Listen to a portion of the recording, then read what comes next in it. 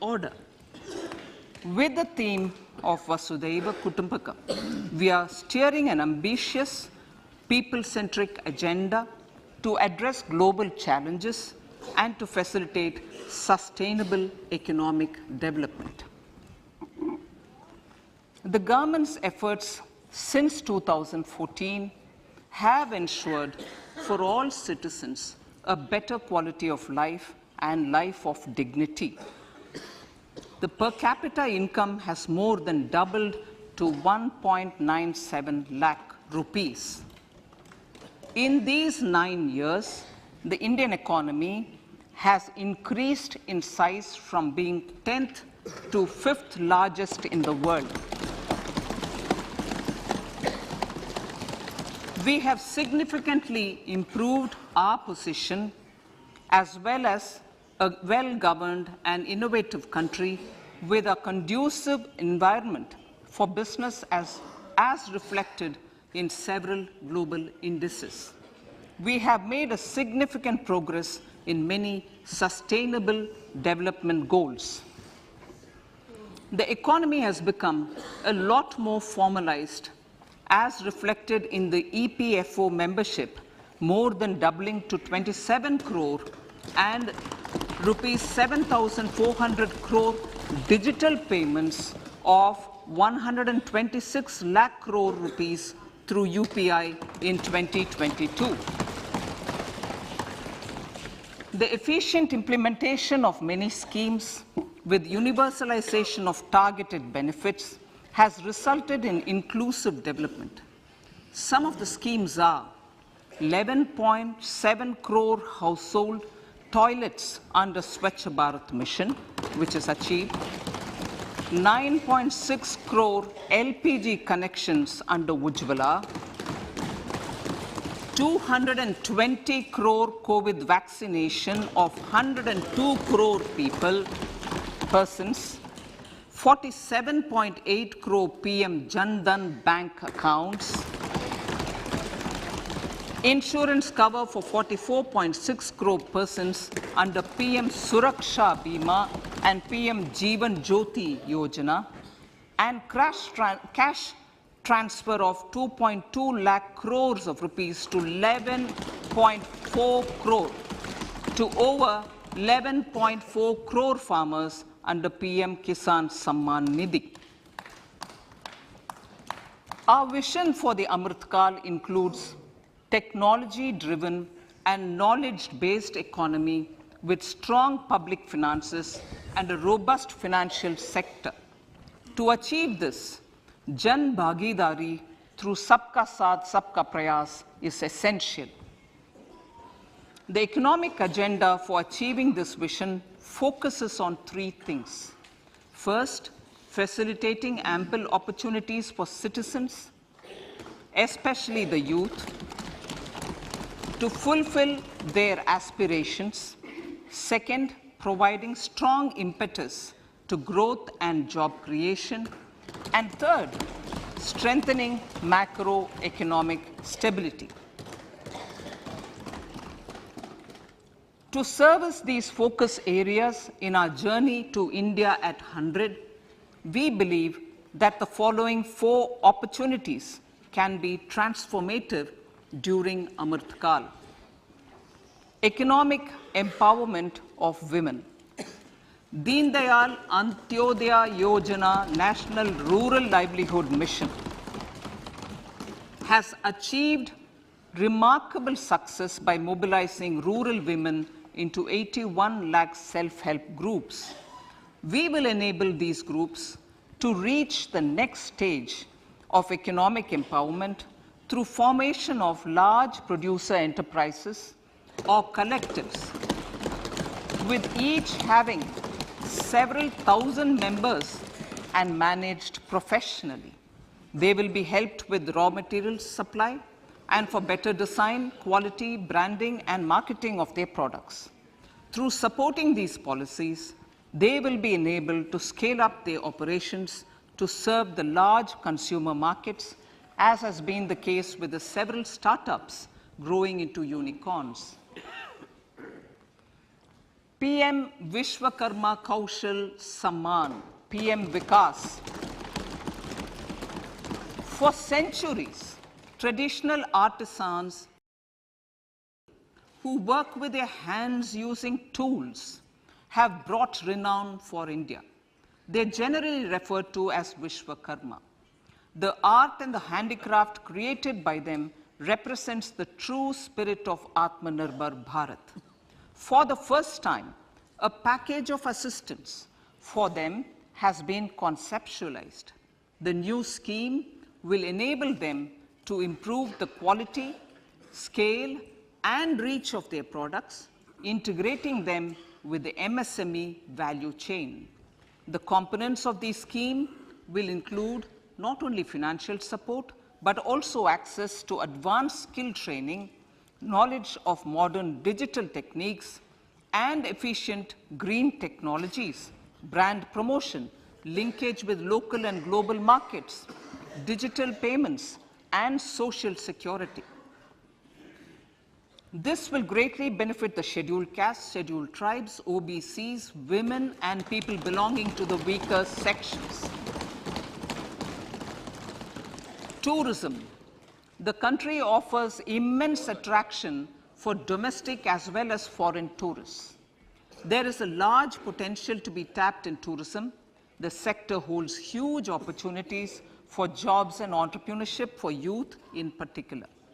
Promotion of tourism will be taken up on mission mode with active participation of states, convergence of government programs, and public-private partnerships.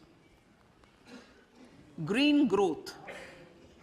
We are implementing many programs for green fuel, green energy, green farming, green mobility, green buildings, and green equipment, and policies for efficient use of energy across various economic sectors.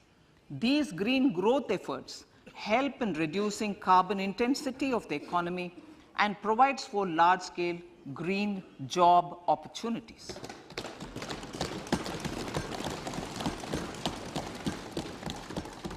Priorities of this budget. The budget adopts the following 7 priorities. They complement each other and act as the Saptarishi guiding us through the Amritkal. Inclusive development, reaching the last mile, infrastructure and investment, unleashing the potential, green growth, youth power, and financial sector. I now speak on the priority number 1, inclusive development.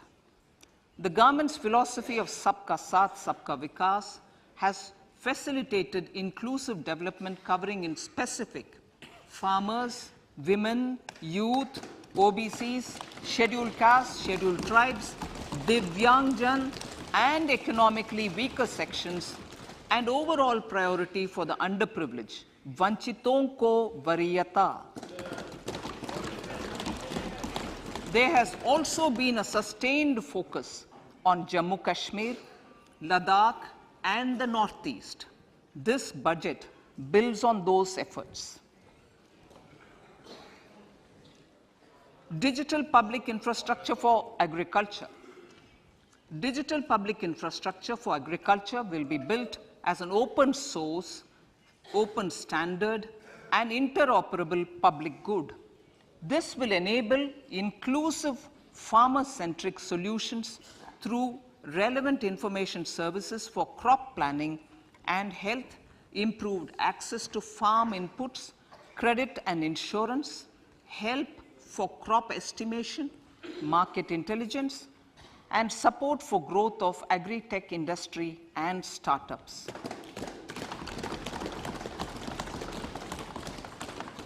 An agriculture accelerator fund. An agriculture accelerator fund will be set up to encourage agri-startups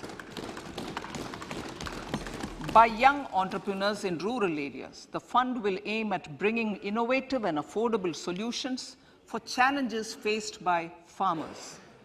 It will also bring in modern technologies to transform agricultural practices, increase productivity and profitability.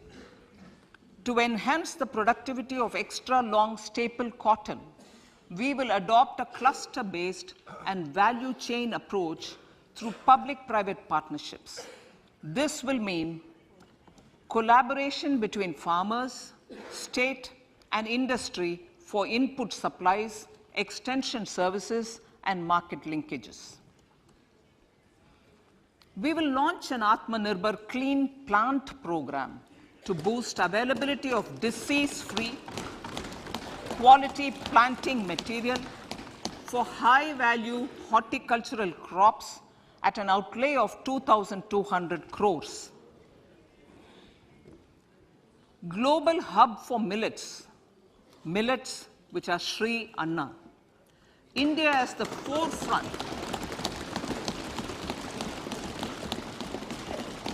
India's at the forefront of popularizing millets, whose consumption furthers nutrition, food security, and welfare of farmers, said the Honorable Prime Minister.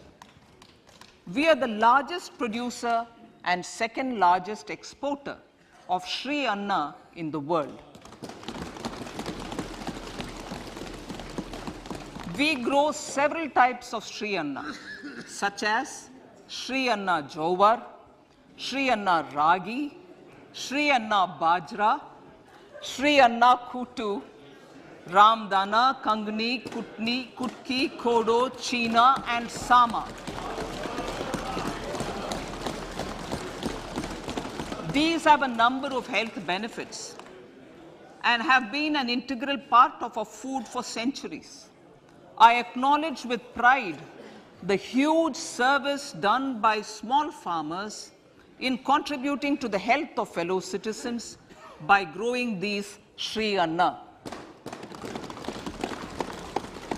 Now, to make India a global hub for Sri Anna, the Indian Institute of Millet Research, ideally Indian Institute of the Sri Anna Research, Hyderabad, will be supported as the center of excellence for sharing best practices, research, and technologies at the international level.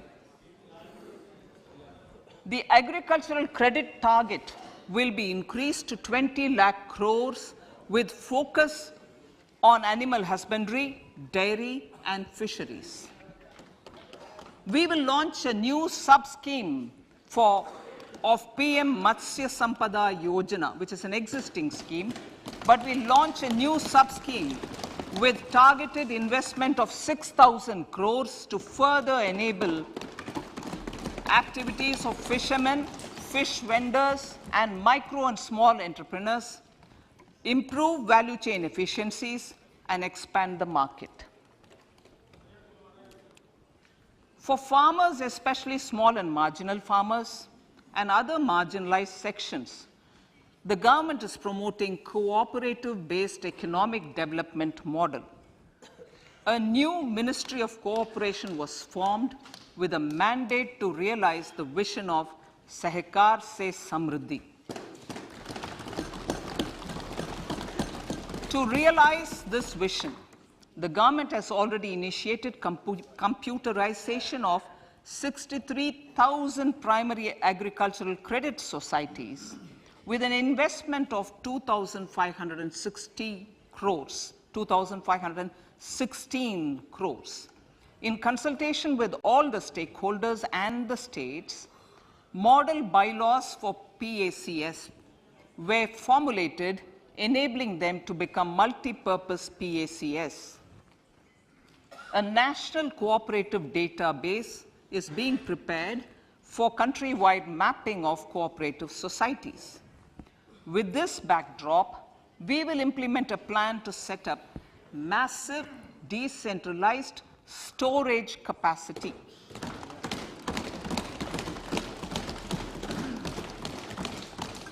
This will help farmers store their produce and realize remunerative prices through sale at appropriate times. The government will also facilitate setting up of a large number of multi-purpose cooperative societies, primary fisheries societies, and dairy cooperative societies in uncovered panchayat and villages in the next 5 years.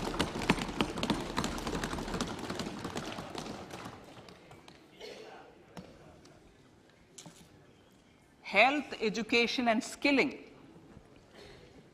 157 new nursing colleges will be established in co-location with the existing 157 medical colleges established since 2014.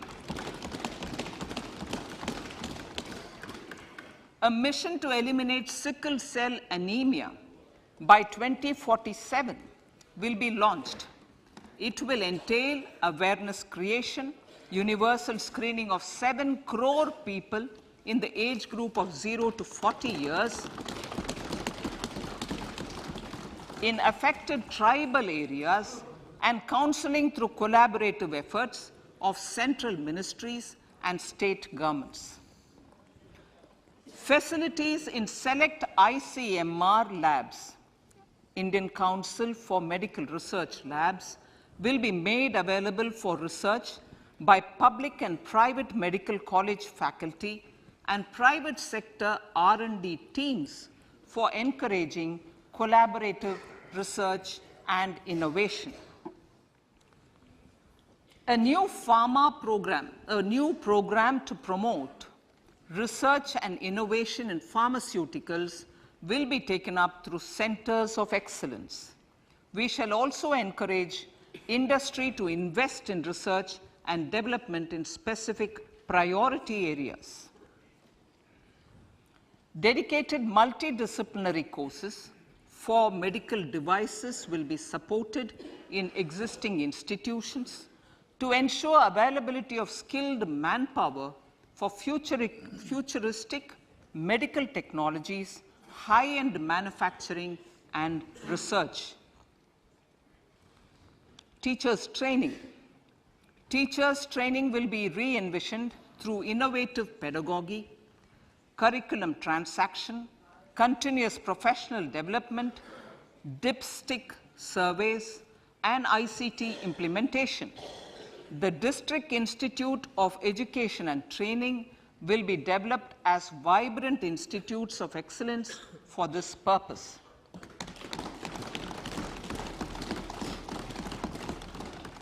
National Digital Library for Children and Adolescents. A National Digital Library for Children and Adolescents will be set up for facilitating availability of quality books across geographies, languages, genres, and levels, and device-agnostic accessibility. States will be encouraged to set up physical libraries for them at panchayat and ward levels and provide infrastructure for accessing the national digital library resources. Additionally, to build a culture of reading and to make up for pandemic time learning loss, the National Book Trust, the Children's Book Trust, and other sources will be encouraged to provide and replenish non-curricular titles in regional languages and in English to these physical libraries. Collaboration with NGOs that work in literacy will also be a part of this initiative to inculcate financial literacy. Financial sector regulators and organizations will be encouraged to provide age-appropriate reading material to these libraries.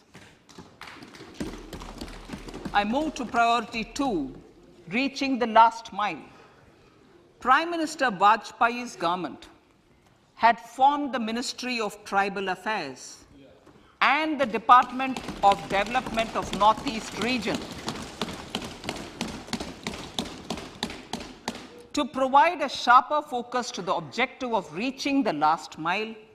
Our government has formed the Ministries of Ayush, Fisheries, Animal Husbandry and Dairying, Skill Development, Jal Shakti and Cooperation.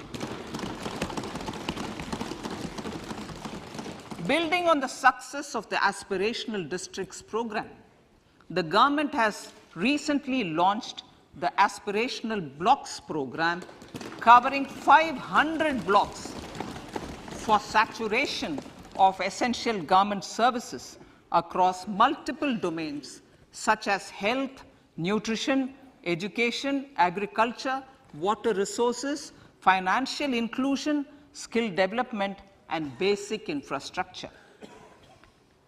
Manya Speaker, sir, Pradhan Mantri PBTG, which is Primitive Vulnerable Tribal Groups Development Mission, is being launched. To improve socio-economic conditions of the particularly vulnerable tribal groups, the PBTGs as we refer them to, Pradhan Mantri PBTG Development Mission will be launched.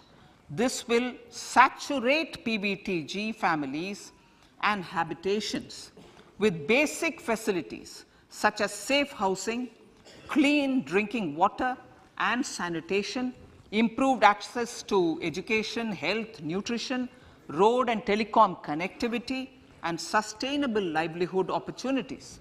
An amount of 15,000 crores will be made available to implement the mission in the next 3 years under the Development Action Plan for the Scheduled Tribes. Ekalavya Model Residential Schools. In the next 3 years, Center will recruit 38,800 teachers and support staff for the 740 Ekalavya Model Residential Schools, which is serving 3.5 lakh tribal students.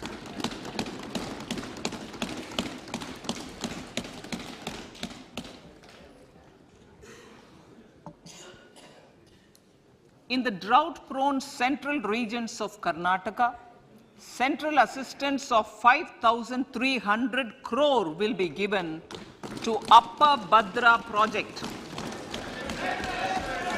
to provide sustainable micro irrigation and filling up of surface tanks for drinking water. PM Awas Yojana. The outlay for PM Awas Yojana is being enhanced by 66% to over 79,000 crores. Bharat Shared Repository of Inscriptions will be set up in a digital epigraphy museum with digitization of 1 lakh ancient inscriptions in the first stage. Support for poor prisoners. For poor persons who are in prisons and unable to afford the penalty or the bail amount, required financial support will be provided. Priority number 3, infrastructure and investment. Investments in infrastructure and productive capacity have a large multiplier impact on growth and employment. After the subdued period of the pandemic, private investments are growing again. The budget takes the lead once again to ramp up the virtuous cycle of investment and job creation. Honorable Speaker, sir, the capital investment outlay is being increased steeply for the 3rd year in a row by 33% to 10 lakh crores, which would be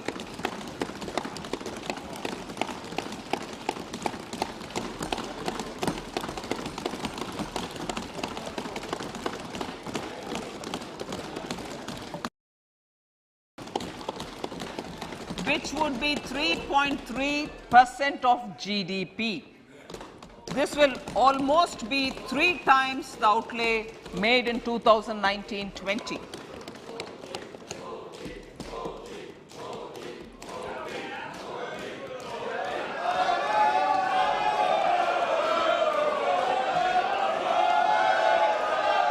This substantial increase in recent years is central to the government's efforts to enhance growth potential and job creation, crowd in private investments, and provide a cushion against global headwinds. The direct capital investment by the center is complemented by the provision made for creation of capital assets through grants and aids to state. The effective capital expenditure of the center is budgeted at 13.7 lakh crore rupees, which will be 4.5% of GDP. Support to state governments for capital investment.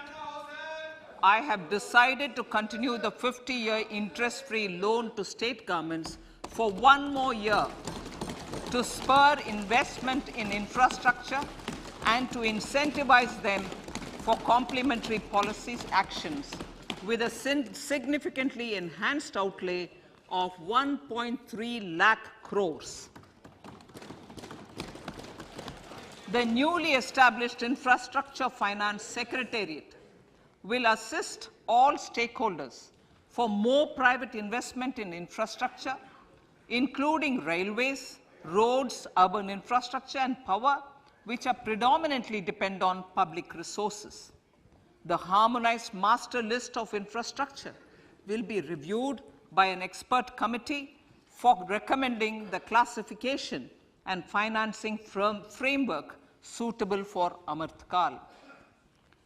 A capital outlay, I'm talking about railways now, sir, Honorable Speaker, railways.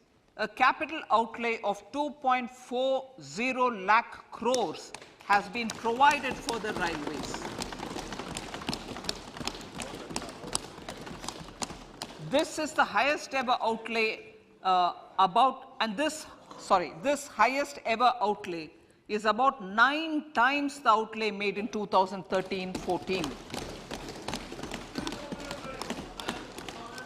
100 critical transport infrastructure projects for last and first mile connectivity for ports, coal, steel, fertilizer, and food grain sectors have been identified.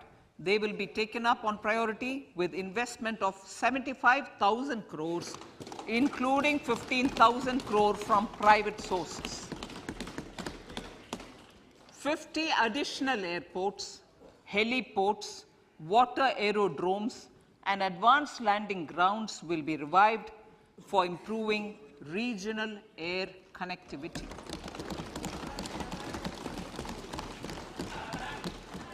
Sustainable cities for tomorrow.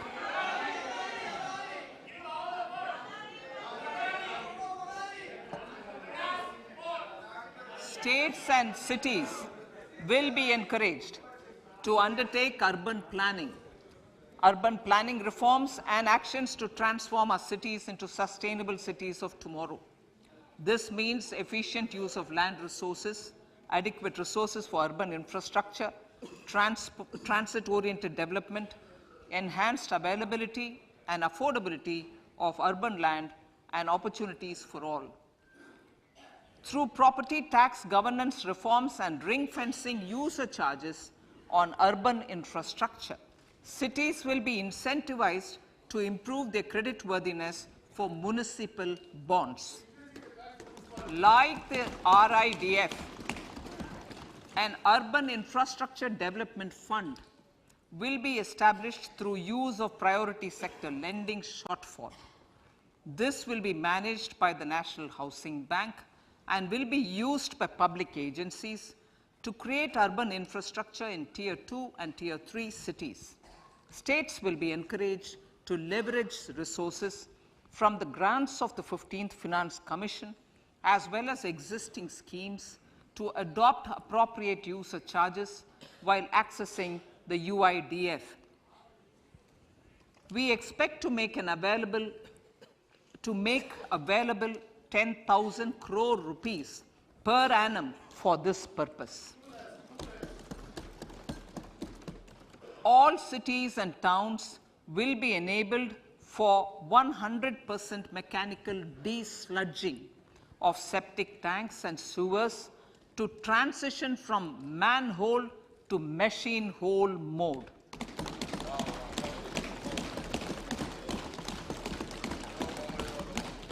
enhanced focus will be provided for scientific management of dry and wet waste. Honorable Speaker, sir, our Prime Minister had said, good governance is the key to a nation's progress. Our government is committed to providing a transparent and accountable administration which works for the betterment and welfare of common citizens. Mission Karma Yogi. Under Mission Karma Yogi, center, states and the union territories are making and implementing capacity building plans for civil servants.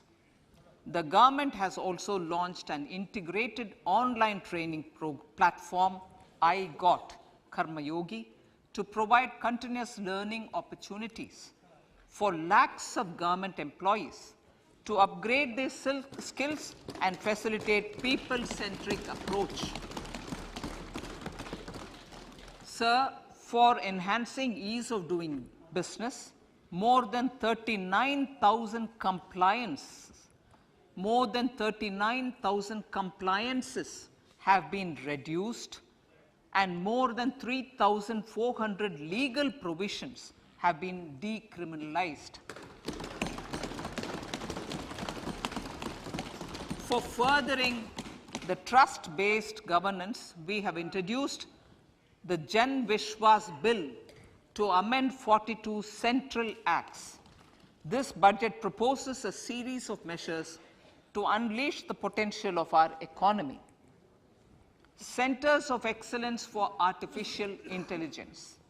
For realizing the vision of Make AI in India and Make AI Work for India, 3 centers of excellence for artificial intelligence will be set up in top educational institutions. Leading industry players will partner in conducting interdisciplinary research, develop cutting-edge applications, and scalable problem solutions in the areas of agriculture, health, and sustainable cities. This will galvanize an effective AI ecosystem and nurture quality human resources in the field. National Data Governance Policy. To unleash innovation and research by startups and academia, a national data governance policy will be brought out. This will enable access to anonymized data. The KYC process will be simplified, adopting a risk-based instead of one-size-fits-all approach. The financial sector regulators will also be encouraged to have a KYC system fully amenable to meet the needs of digital India. One-stop solution for identity and address updating. A one-stop solution for reconciliation and updating of identity and address of individuals maintained by various government agencies, regulators, and regulated entities will be established using DigiLocker service and Aadhaar as foundational identity. Speaker, sir, common business identifier. For the business establishments required to have a permanent account number, the PAN will be used as the common identifier for all digital systems of specified government agencies. This will bring ease of doing business, and it will be facilitated through a legal mandate. For obviating the need for separate submission of same information to different government agencies, a system of unified filing process will be set up. Such filing of information or return in simplified forms on a common portal will be shared with other agencies as per the filer's choice. Vivad Se Vishwas 1, relief for MSMEs. In cases of failure by MSMEs to execute contracts during the COVID period, 95% of the forfeited amount relating to the bid or performance security will be returned to them by government and government undertakings. This will provide relief to the MSMEs. Vivad se Vishwas 2, settling contractual disputes. To settle contractual disputes of government and government undertakings, wherein arbitral award is under challenge in a court, a voluntary settlement scheme with standardized terms will be introduced. This will be done by offering graded settlement terms depending on pendency level of the dispute. The state support mission of Niti Aayog will be continued for 3 years for our collective efforts towards national priorities. Result-based financing. To better allocate scarce resources for competing development needs, the financing of select schemes will be changed on a pilot basis from input-based to result-based. E-courts. For efficient administration of justice, Phase 3 of e-courts projects Phase 3 of the e-courts project will be launched with an outlay of 7,000 crores. Fintech services in India have been facilitated by our digital public infrastructure, including Aadhaar, PM Jan Dhan Yojana, Video, KYC, India Stack, and UPI. To enable more fintech innovative services, the scope of documents available in DigiLocker for individuals will be expanded. An entity DigiLocker will be set up for the use by MSMEs, large businesses, and also charitable trusts. This will be towards storing and sharing documents online securely whenever needed with various authorities, regulators, banks, and other business entities. 5G services. 100 labs for developing applications using 5G services will be set up in engineering institutions.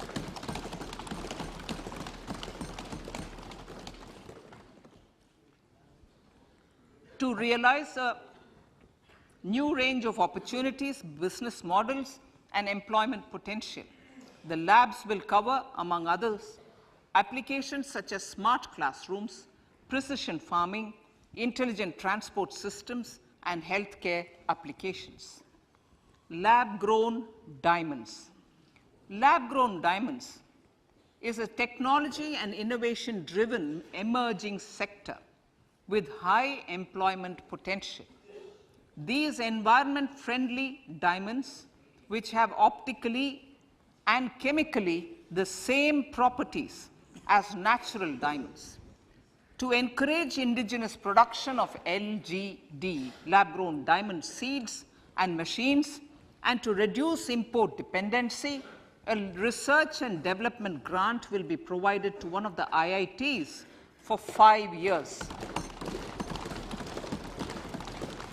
To reduce the cost of production, a proposal to review the custom duty on LGD seeds will be indicated in Part B of the speech. I come to the fifth priority, Honorable Speaker, sir, green growth.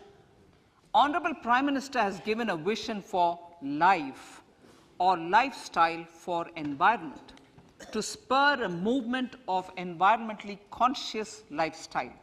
India is moving forward firmly for the Panchamrit, the net zero carbon emission by 2070 to usher in green industrial and economic transition. This budget builds on our focus on green growth.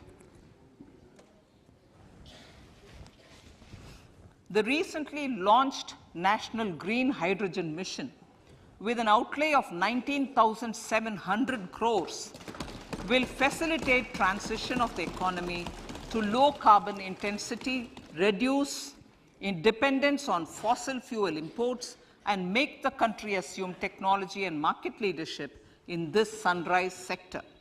Our target is to reach an annual production of 5 MMT by 2030. Energy transition. This budget provides for 35,000 crores for priority capital investment towards energy transition and net zero objectives and energy security by Ministry of Petroleum and Natural Gas. To steer the economy on sustainable development path, battery energy storage systems with capacity of 4,000 MWH will be supported with viability gap funding.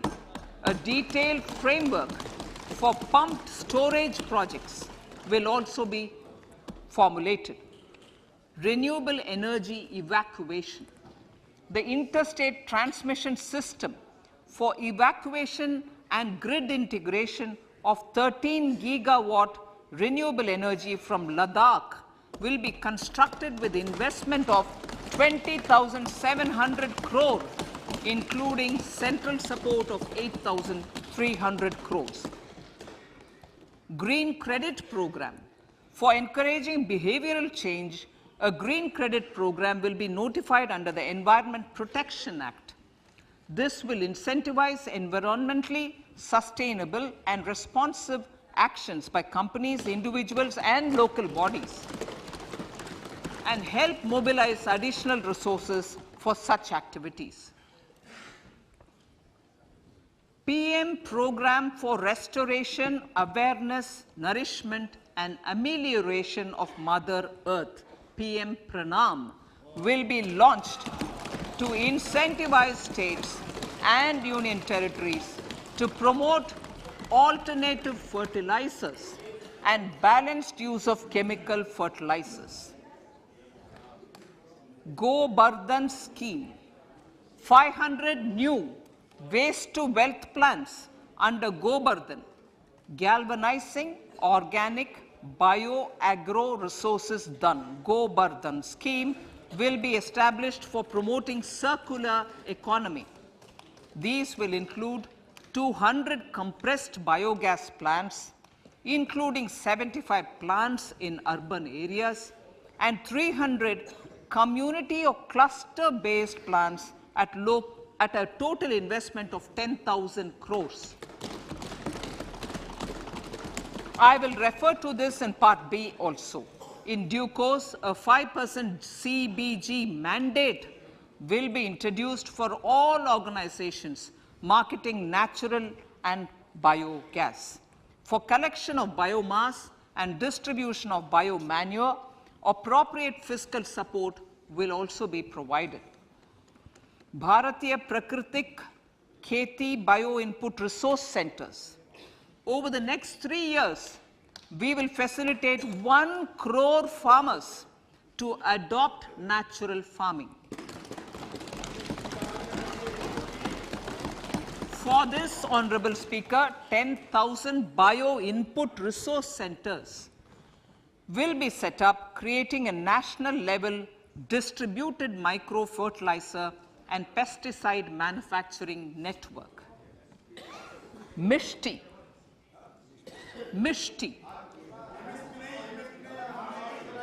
Building on India's success in afforestation, mangrove initiative for shoreline habitats and tangible incomes, Mishti, will be taken up for mangrove plantation along the coastline and on salt pan lands wherever feasible through convergence between Manrega, Campa, Fund and other sources. Amrit Dharohar. Wetlands are vital ecosystems which sustain biological diversity. In his latest Mann Ki Baat, the Prime Minister said, now, I quote, now the total number of Ramsar sites in our country has increased to 75, whereas before 2014, there were only 26, unquote. Local communities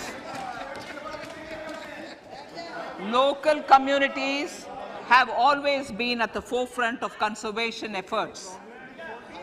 The government will promote their unique conservation values through Amrit Dharohar, a scheme that will be implemented over the next 3 years to encourage optimal use of wetlands and enhance biodiversity, carbon stock, ecotourism opportunities, and income generation for local communities. Coastal shipping. Coastal shipping will be promoted as the energy efficient and lower cost mode of transport, both for passengers and freight, through PPP mode with viability gap funding. Vehicle replacement. Vehicle replacement is an important continuing policy, replacing the old political,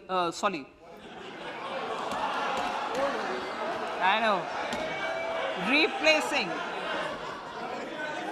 absolutely, thank you. Replacing old polluting vehicles. May be applicable, right?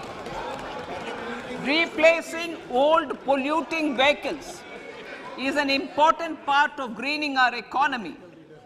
In furtherance of the vehicle scrapping policy mentioned in Budget 21-22, I have allocated adequate funds to scrap old vehicles of the central government. States will also be supported in replacing old vehicles and old state ambulances. Honorable Speaker, sir, I move to priority 6, youth power. To empower our youth and help the Amrit PD realize their dreams, we have formulated the National Education Policy, which is very wide in its scope, but one of the things is also to focus on skilling, adopted economic policies that facilitate job creation at scale and have supported business opportunities.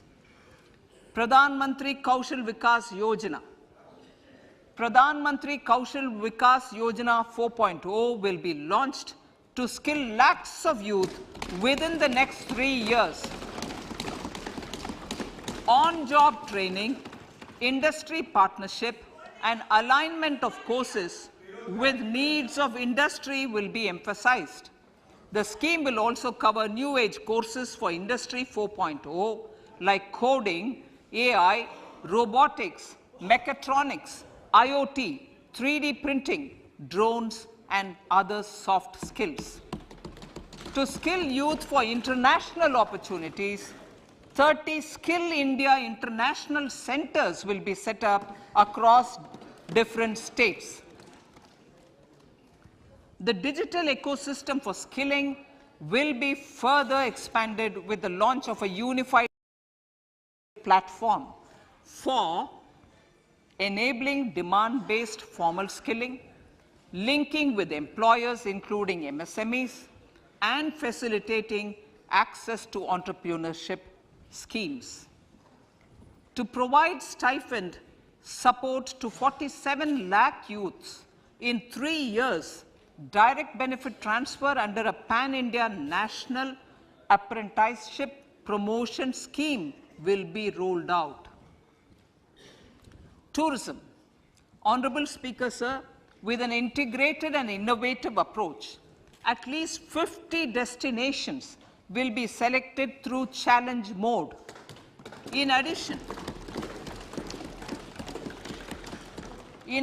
to aspects such as physical connectivity, virtual connectivity, tourist guides, high standards for food streets, and tourist security, all the relevant aspects would be made available on an app to enhance tourist experience. Every destination would be developed as a complete package. The focus of development of tourism would be on domestic as well as foreign tourists.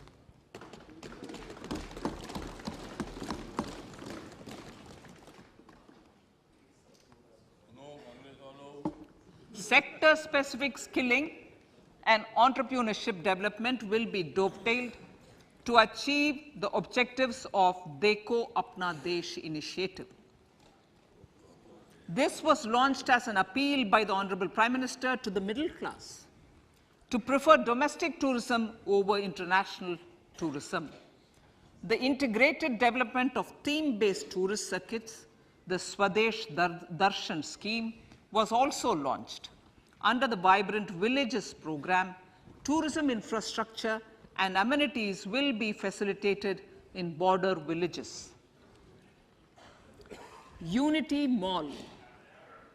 States will be encouraged to set up a Unity Mall in their state capital or most prominent tourism center or the financial capital for promotion and sale of their one district, one product and GI products and other handicraft products, and for providing space for such products of all other states as well. Sir, priority number 7, financial sector. Our reforms in the financial sector and innovative use of technology have led to financial inclusion at scale, better and faster service delivery, ease of access to credit, and participation in financial markets. This budget proposes to further these measures. Credit guarantee for MSMEs. Last year, I proposed revamping of the credit guarantee scheme for the MSMEs. I am happy to announce that the revamped scheme will take effect from 1st April 2023 through infusion of 9,000 crores in the corpus. This will enable additional collateral-free guaranteed credit of 2 lakh crores of rupees. Further, the cost of credit will be reduced by about 1%. A National Financial Information Registry will be set up to serve as the central repository of financial and ancillary information. This will facilitate efficient flow of credit, promote financial inclusion, and foster financial stability. A new legislative framework will govern this credit public infrastructure and will be designed in consultation with the RBI. To meet the needs of Amrit Kal and to facilitate optimum regulation in the financial sector, public consultation, as necessary and feasible, will be brought to the process of regulation making and issuing subsidiary directions. To simplify, to ease, and to reduce cost of compliance, financial sector regulators will be requested to carry out a comprehensive review of existing regulations. For this, they will consider suggestions from public and regulated entities. Time limits to decide the application under various regulations will also be laid down. Honorable Speaker, sir, to enhance business activities in GIFT IFSC, the following measures will be taken. Delegating powers under the SEZ Act to the IFSCA to avoid dual regulation. Setting up a single window IT system for registration and approval of IFSCA, SEZ authorities, GSTN, RBI, SEBI, and IRDAI. Permitting acquisition financing by IFSC banking units of foreign banks. Establishing a subsidiary of Exim Bank for trade refinancing. Amending IFSCA Act for statutory provisions for arbitration, ancillary services, and avoiding dual regulation under the SEZ Act, and recognizing offshore derivative instruments as valid contracts. Honorable Speaker, sir, data embassy. For countries looking for digital continuity solutions, we will facilitate setting up of their data embassies in GIFT IFSC.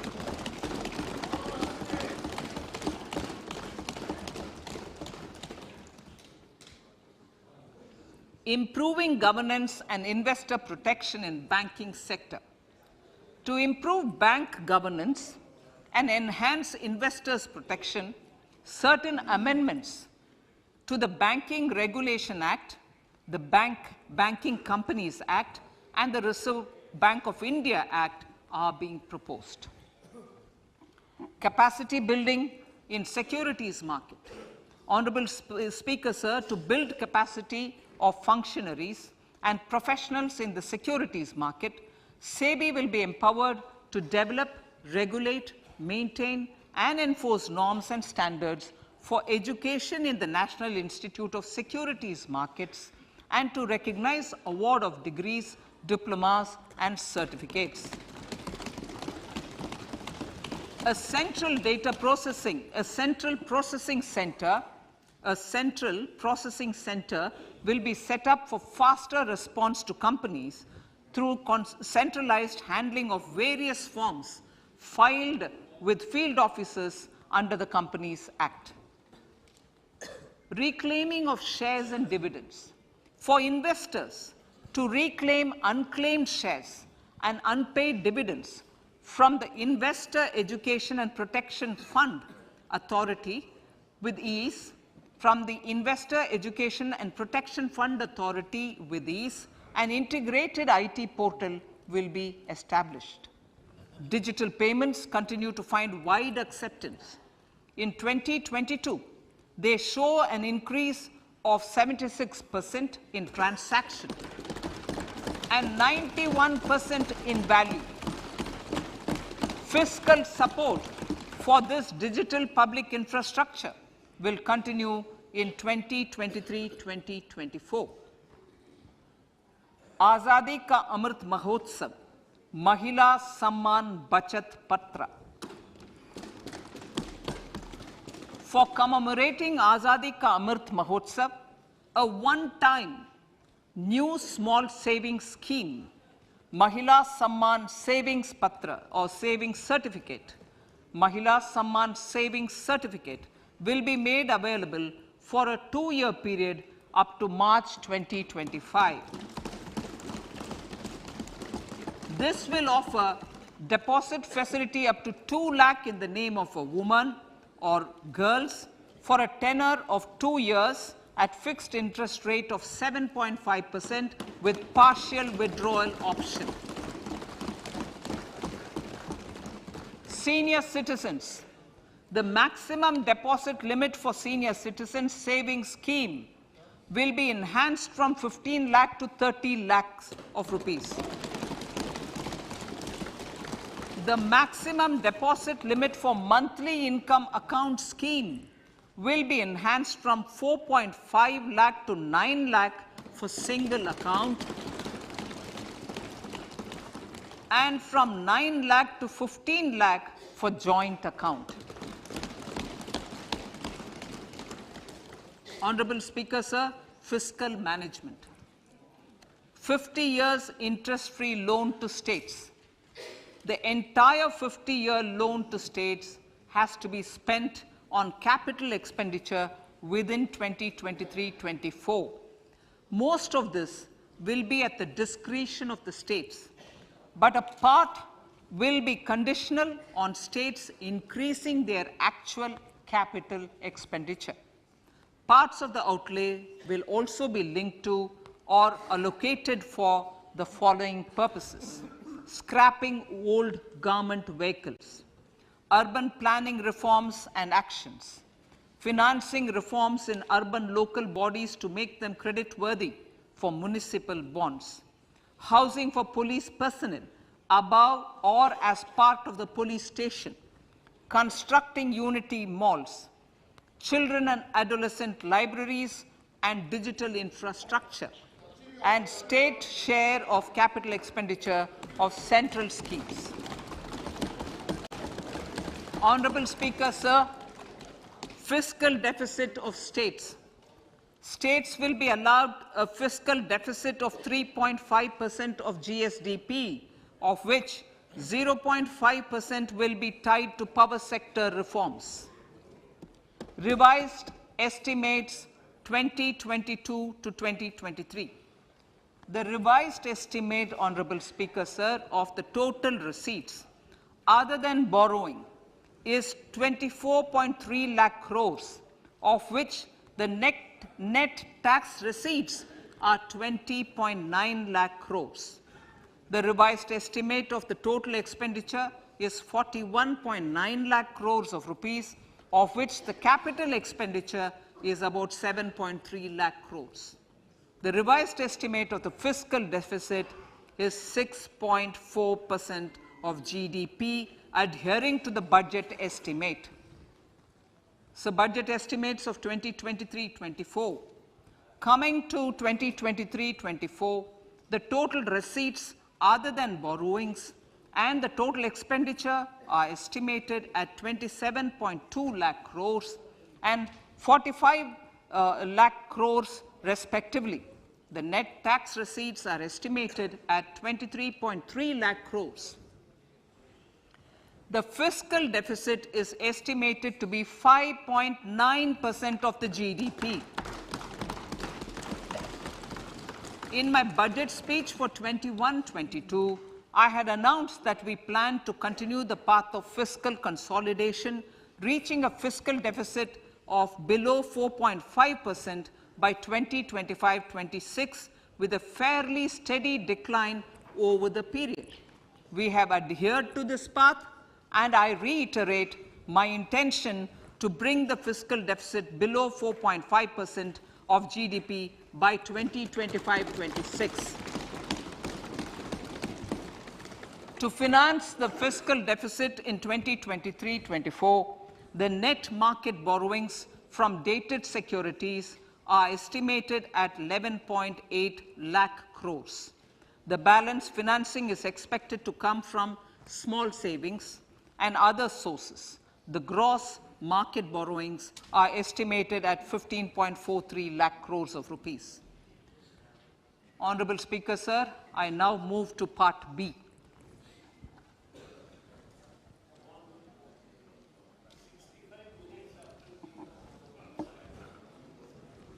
Indirect taxes. My indirect tax proposals will aim to promote exports, boost domestic manufacturing, enhance domestic value addition, encourage green energy and mobility.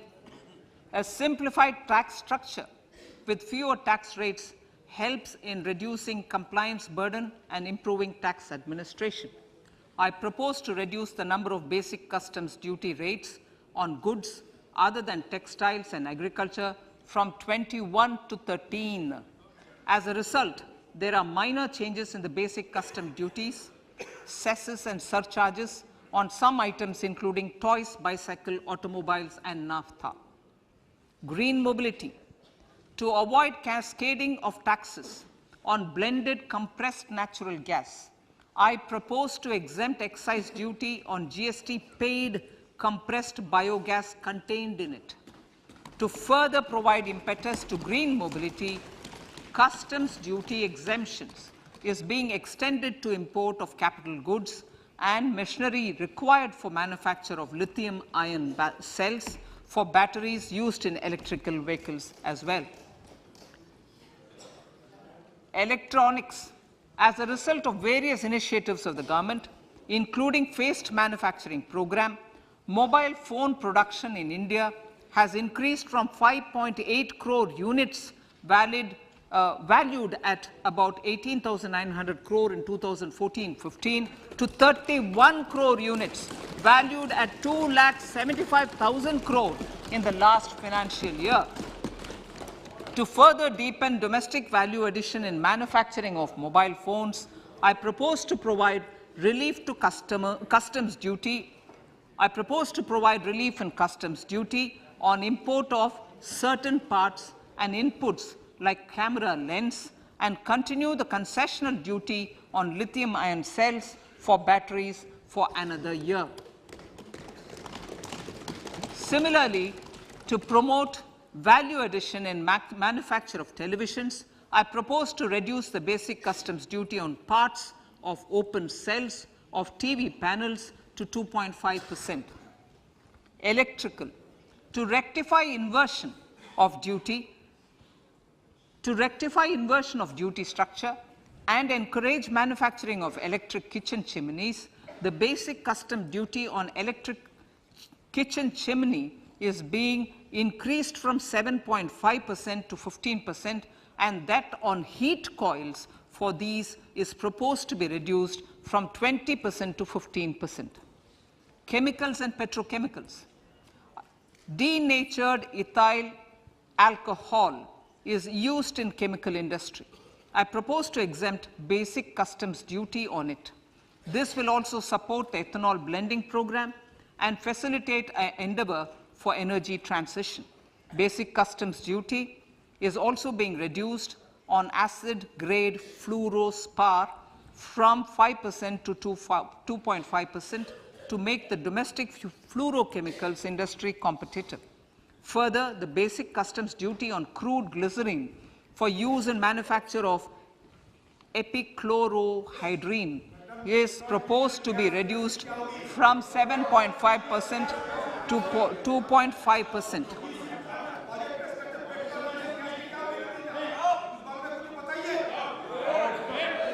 Marine products. In the last financial year, marine products recorded the highest export growth, benefiting farmers in the coastal states of the country. To further enhance the export competitiveness of marine products, particularly shrimps, duty is being reduced on key inputs for domestic manufacture of shrimp feed. India is a global leader, as I said in Part A, in cutting and polishing of natural diamonds, contributing about 3/4 of the global turnover by value. With the depletion of deposits of natural diamonds, the industry is moving towards lab-grown diamonds, and it holds huge promise. To seize this opportunity, I propose to reduce the basic customs duty on seeds used in their manufacture. Customs duties on doré and bars of gold and platinum were increased earlier this fiscal. I propose to increase the duties on articles made therefrom to enhance the duty differential. I also propose to increase the import duty on silver doors, bars and articles to align them with that on gold and platinum. To facilitate availability of raw materials for the steel sector, exemptions from basic custom duty on raw materials for manufacture of CRGO steel, ferrous scrap and nickel cathode is being continued. Similarly, the concessional BCD of 2.5% on copper scrap is also being continued to ensure the availability of raw materials for secondary copper producers who are mainly in the MSME sectors. Compounded rubber. The basic custom duty rate on compounded rubber is being increased from 10% to 25% or 30 kg, whichever is lower, at par with that of natural rubber other than latex, to curb circumvention of duty. Cigarettes. National calamity contingent duty on specified cigarettes was last revised 3 years ago. This is proposed to be revised upwards by about 16%. Direct taxes. I now come to my direct tax proposals. Honorable Speaker, these proposals aim to maintain continuity and stability of taxation, further simplify and rationalize various provisions to reduce the compliance burden, promote the entrepreneurial spirit, and provide tax relief to citizens. It has been constant endeavor of the Income Tax Department to improve taxpayers' services by making compliance easy and smooth. Our taxpayers portal received a maximum of 72 lakh returns in a day, processed more than 6.5 crore returns this year. Average processing period reduced from 93 days in financial year 13-14 to 16 days only now. And 45% of the returns were processed within 24 hours. We intend to further improve this, roll out the next generation common IT return form for taxpayer convenience, and also plan to strengthen the grievance redressal mechanism. MSMEs and professionals. MSMEs are growth engines of our economy. Micro enterprises with turnover up to 2 crore of rupees and certain professionals with turnover of up to 50 lakh rupees can avail the benefit of presumptive taxation. I propose to provide enhanced limits of 3 crore and 75 lakh respectively to the taxpayers whose cash receipts are no more than 5%. Whose cash receipts are no more than 5%. Moreover, to support MSMEs in timely receipt of payments, I propose to allow deduction for expenditure incurred on payments made to them only when payment is actually made. Cooperation. Cooperation is a value to be cherished. In realizing our Prime Minister's goal for Sehkar Se Samriddhi and his resolve to connect the spirit of cooperation with the spirit of Amrit Kal, in addition to the measures proposed in Part A, I have a slew of proposals for the cooperation sector. First, new cooperatives that commence manufacturing activities till 2024, 31st March, shall get the benefit of a lower tax rate of 15%, as is presently available to new manufacturing companies.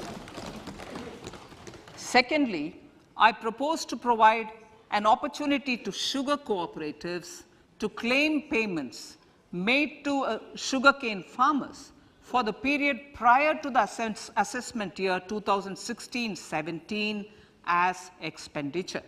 This is expected to provide them a relief of almost 10,000 crores. Thirdly, I am providing a higher limit of 2 lakh per member for cash deposits to loans in cash by primary agricultural cooperative societies and primary cooperative agriculture and rural development banks. I repeat that. Thirdly, I am providing a higher limit of 2 lakh per member for cash deposits to and loans in cash by primary agricultural cooperative societies and primary cooperative agricultural and rural development banks. Similarly, a higher limit of 3 crore for TDS on cash withdrawal is being provided to cooperative societies. Startups.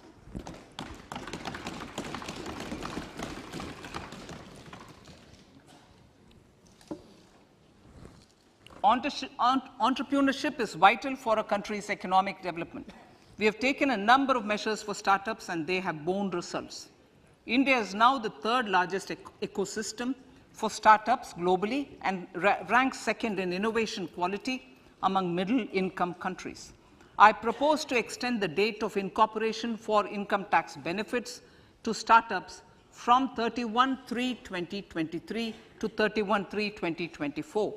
I further propose to provide the benefit of carry forward of losses on change of shareholding of startups from 7 years of incorporation to 10 years.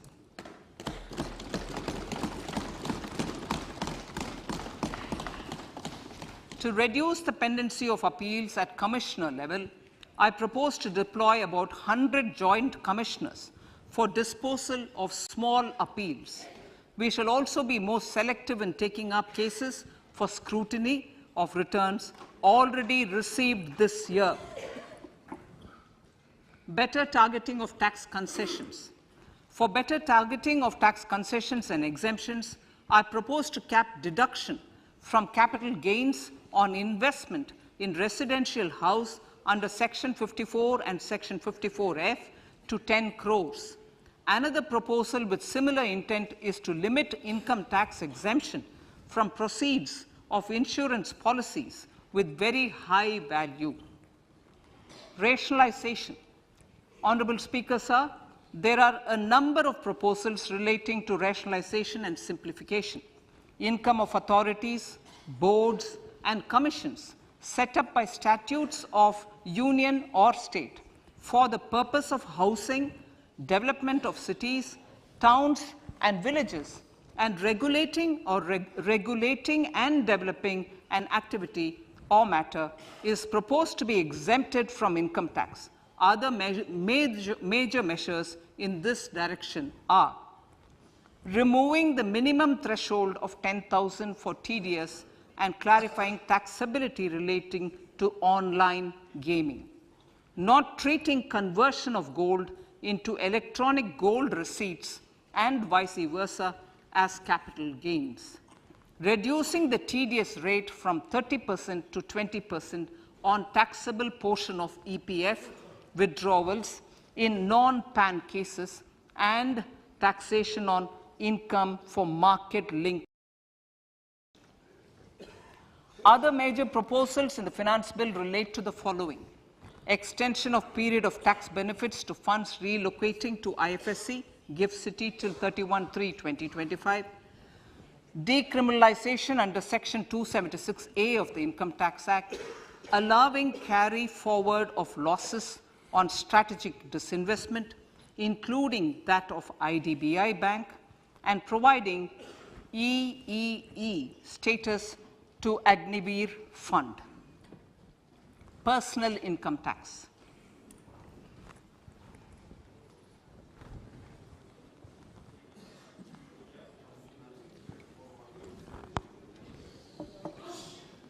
Now I come to what everyone is waiting for.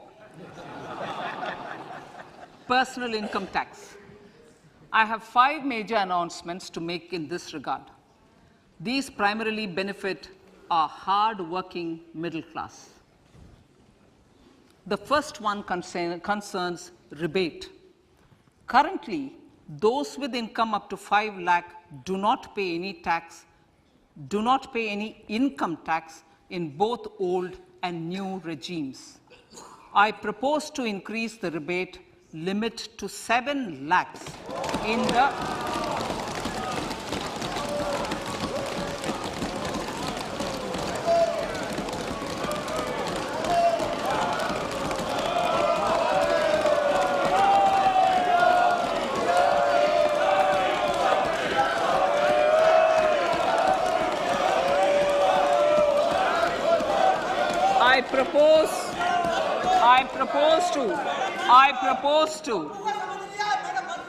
I propose to increase the rebate limit to 7 lakh in the new tax regime.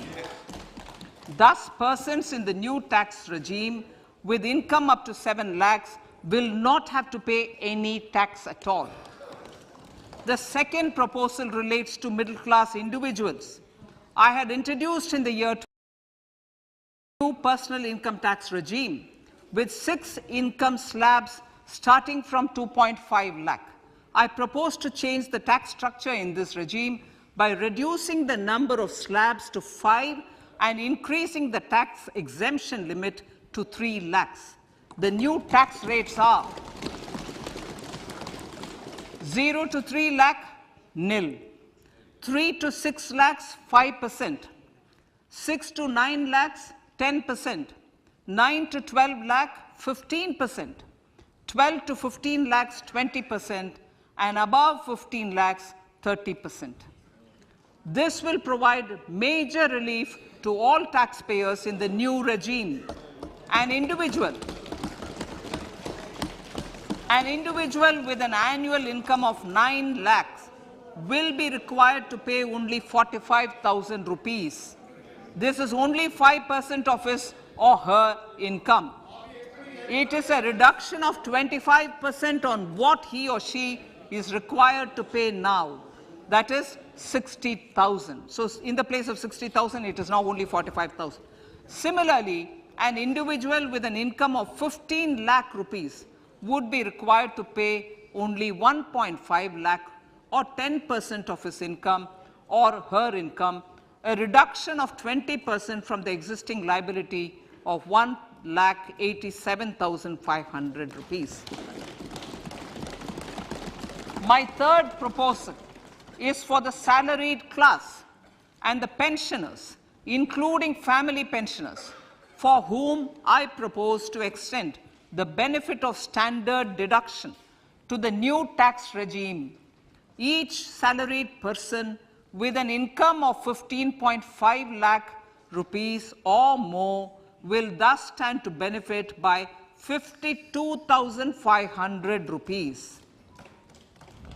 My fourth announcement in personal income tax is regarding the highest tax rate, which in our country is 42.74%. This is among the highest in the world. I propose to reduce the highest surcharge rate from 37% to 25% in the new tax regime.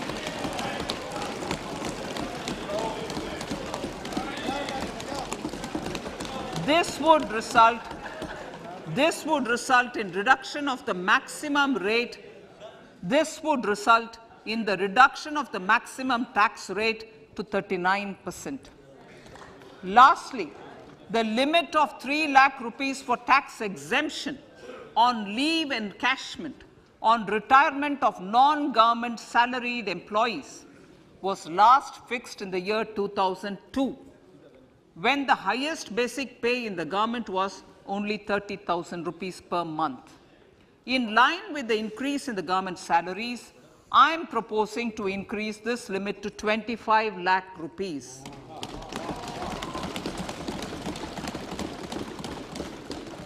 We are also making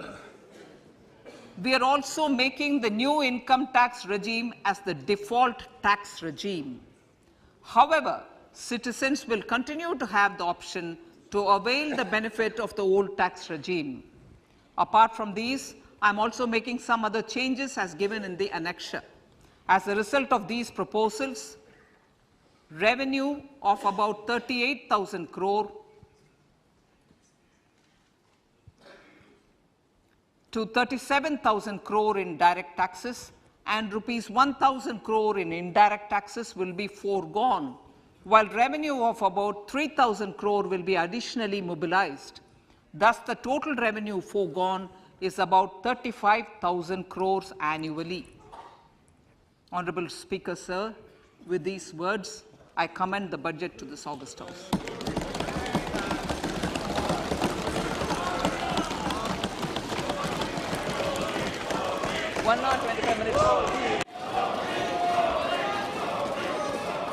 Item number 1, माननीय item number 2, Shrimati Nirmala Sitharaman ji. Sir, with your permission, I lay on the table of the following statements. Under Section 3(1) of the Fiscal Responsibility Budget Management Act 2003, 1. Medium-term fiscal policy cum fiscal policy strategy statement and macroeconomic framework statement. माननीय सदस्यगण, जैसा कि आपको समाचार भाग 2 के माध्यम से पहले ही सूचित किया जा चुका है कि माननीय वित्त मंत्री जी के बजट भाषण की प्रतियां हार्ड कॉपी के रूप में उपलब्ध कराई गई है. आप बजट भाषण की अपनी अपनी प्रति प्रकाशन पलक से ले लें. आपको ये भी सूचित किया, लहलहाती फसल, भरे पूरे खेत खलिहान, हर किसान का बस यही अरमान. लेकिन कभी बारिश, कभी बिजली, कभी ओला, कभी सूखा. भैया खेती में तो जोखिम रहता ही है, अब क्या करें? अब प्रकृति का कोनो उपाय है का? प्रकृति का तो नहीं, मगर नुकसान का उपाय है. अच्छा? हाँ, AIC से फसल बीमा. फसल बीमा? मतलब मामूली सा प्रीमियम दो और बड़ी चिंता से मुक्ति पाओ. अरे वाह! जब AIC का है साथ तो ना डर ना फिक्र की बात. Agriculture insurance company of India limited. AIC. ये युद्ध है, यहाँ कुछ भी हो सकता है. इस लड़ाई को मुझे जिंदा रखना है. मुझ जैसे कई लोग हैं जो आपका साथ देना चाहते हैं. अंग्रेजों के देसी सैनिकों ने अपने ही अफसरों के मुंह पर तोपें तान दी. आप तो मणिपुर के युवराज हैं. ये सब अत्याचार क्यों सहन कर रहे हैं? सहन नहीं, प्रतीक्षा कर रहा हूँ सही समय की. स्वराज के लिए जिए हैं, स्वराज के लिए ही मरेंगे. भारत माता की जय! भारत माता की जय!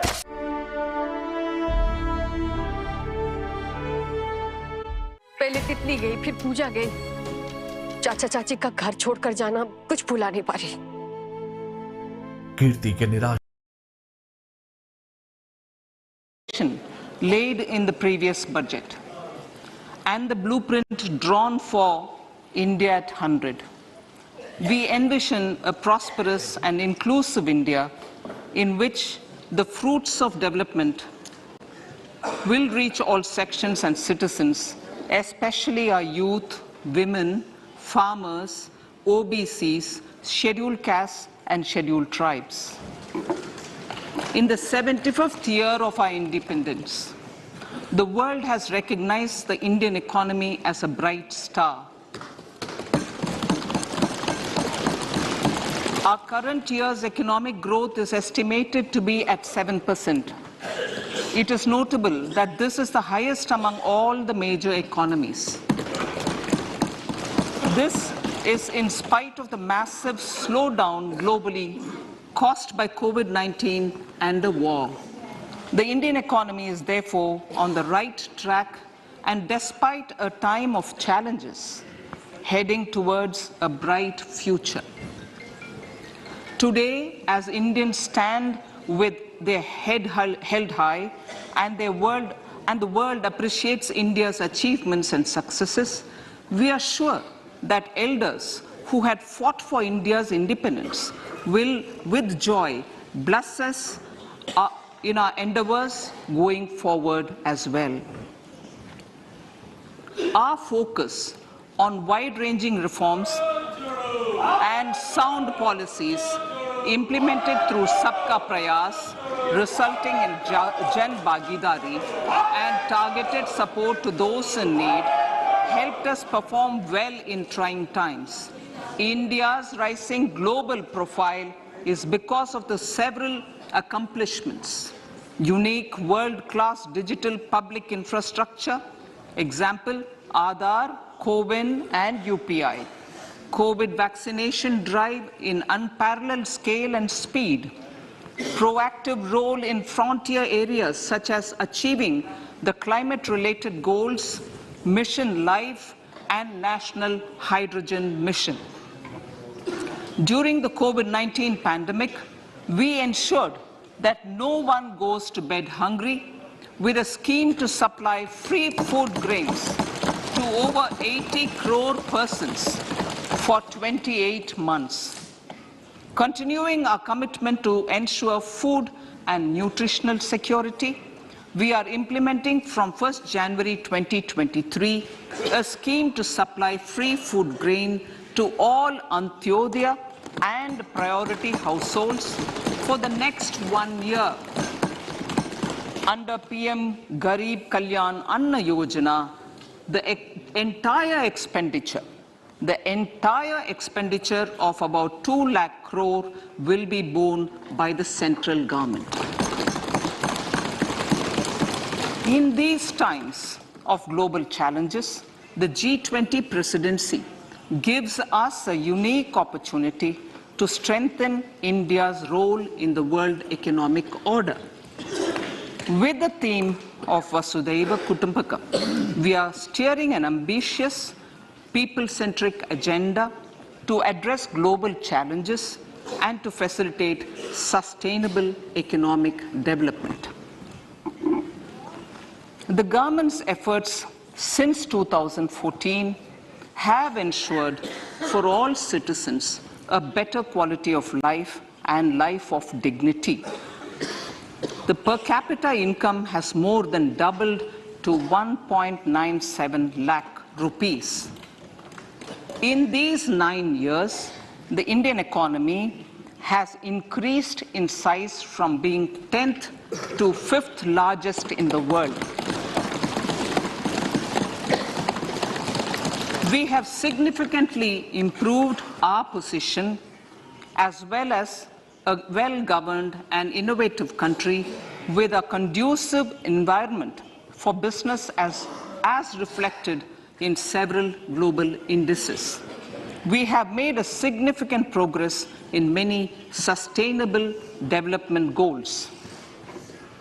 The economy has become a lot more formalized as reflected in the EPFO membership, more than doubling to 27 crore and rupees 7,400 crore digital payments of 126 lakh crore rupees through UPI in 2022.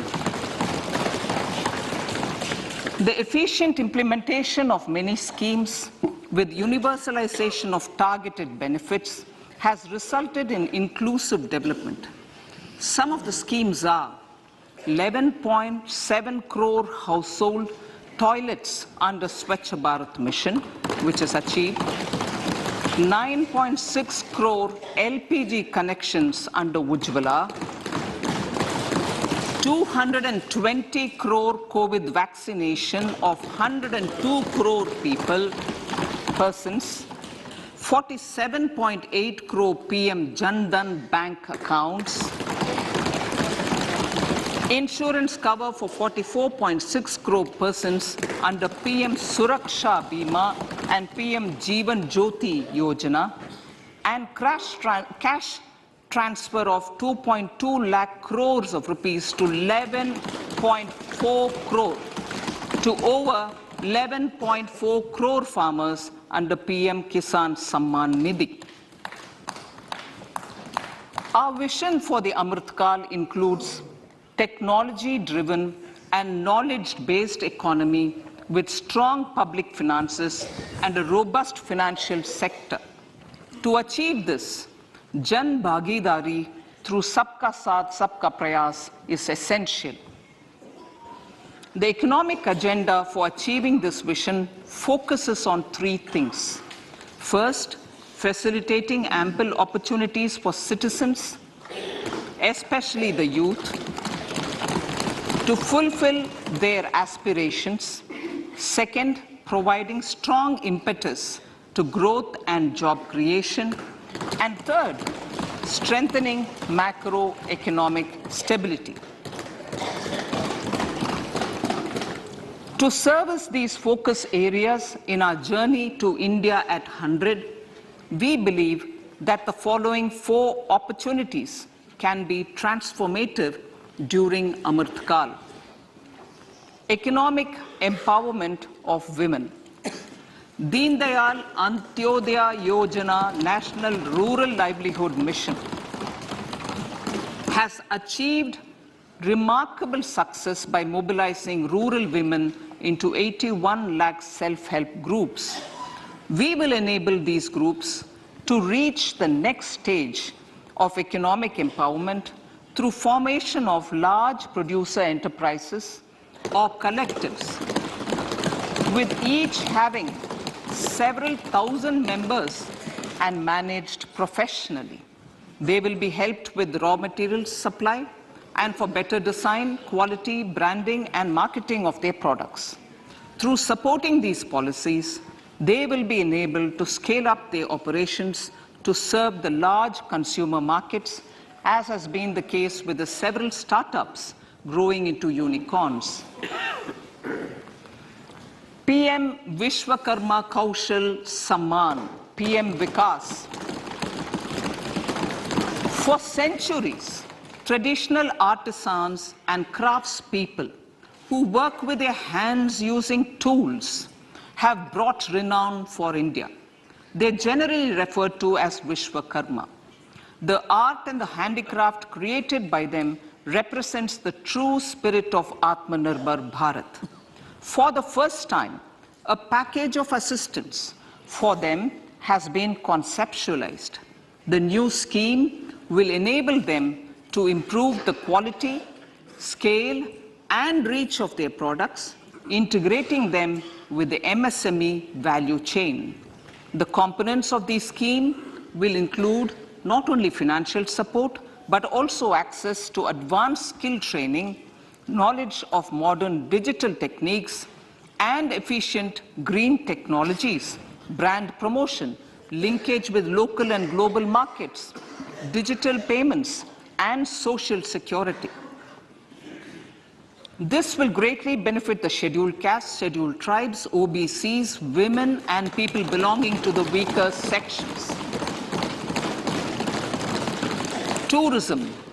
The country offers immense attraction for domestic as well as foreign tourists. There is a large potential to be tapped in tourism, The sector holds huge opportunities for jobs and entrepreneurship for youth in particular.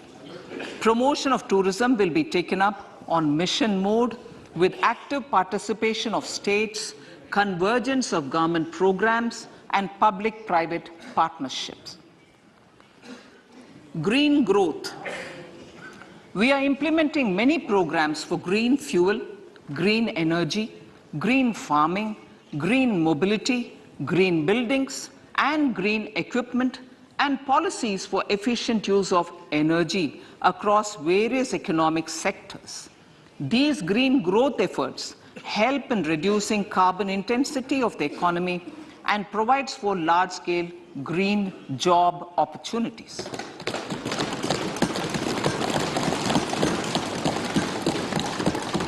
Priorities of this budget. The budget adopts the following 7 priorities. They complement each other and act as the Saptarishi guiding us through the Amritkal.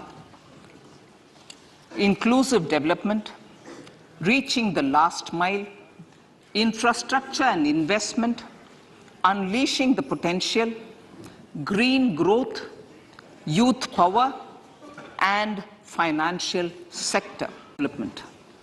The government's philosophy of Sabka Saath, Sabka Vikas has facilitated inclusive development covering in specific farmers, women, youth, OBCs, scheduled castes, scheduled tribes, Divyangjan, and economically weaker sections, and overall priority for the underprivileged, Vanchiton ko Variyata. There has also been a sustained focus on Jammu Kashmir, Ladakh, and the Northeast. This budget builds on those efforts. Digital public infrastructure for agriculture.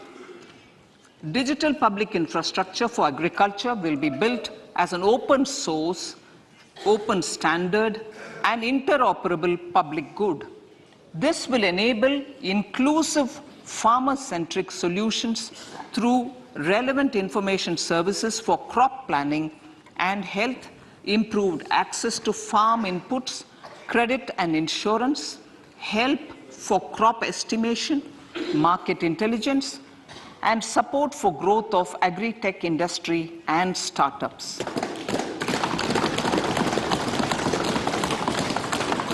An agriculture accelerator fund.